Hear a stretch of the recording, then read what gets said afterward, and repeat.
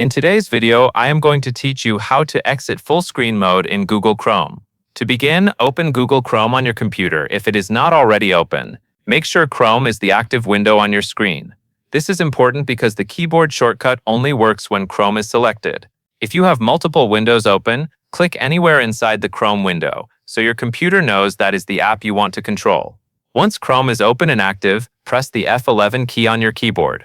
On most Windows keyboards, this key is located along the top row. Pressing F11 switches Chrome out of full screen mode and returns it to the normal window view. You should immediately see the tabs, the address bar, and the standard window controls appear again.